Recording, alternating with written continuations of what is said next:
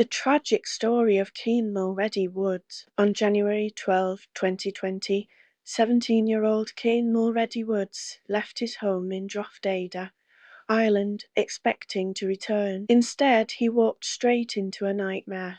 Just hours later, his dismembered remains would be found scattered across different parts of Dublin in one of the most gruesome gangland killings in Irish history. How did a teenager end up caught in a violent underworld? And what happened to the man responsible for his death? Keane was born in Drogheda, County Louth, a town that had become a battleground for two rival gangs.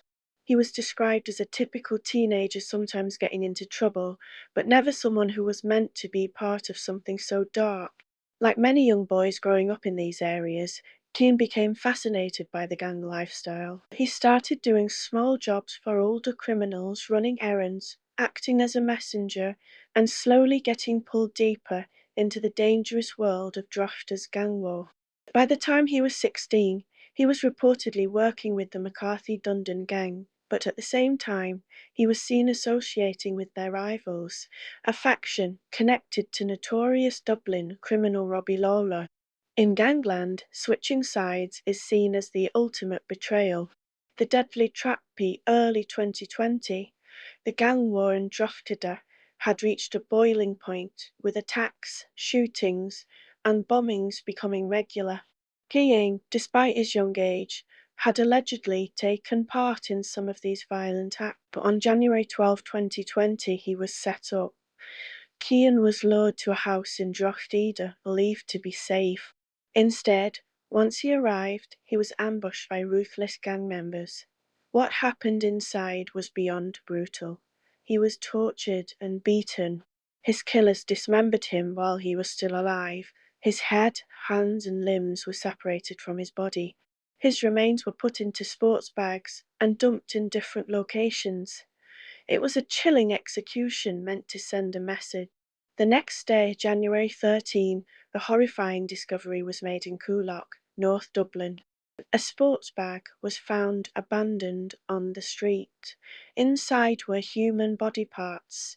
Days later, more remains were discovered in a burning car in Drumcondra. When DNA confirmed the victim was Keane, Ireland was in shock. Even in the country's violent gang history, this was something straight out of a horror movie. The prime suspect was Robbie Lawler, a feared hitman from Dublin, with a reputation for extreme violence. Lawler had been involved in multiple gangland killings and was known for his brutality. Lawler allegedly ordered Keane's murder as revenge for previous attacks in the Drogheda feud. However, before he could be arrested, he met a violent end himself.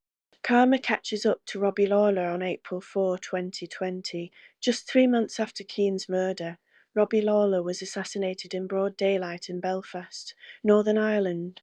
He was shot multiple times in the head and chest outside a house. No one has been convicted of his killing, but many believe it was retaliation for Keane's death. While Robbie Lawler was taken out, others involved in Keane's murder were eventually caught. In 2023, Paul Crosby and Gerard McKenna, two gang members who helped set up Keane's murder, were sentenced to life in prison. Other suspects have been arrested, but many details remain undisclosed due to ongoing gang violence.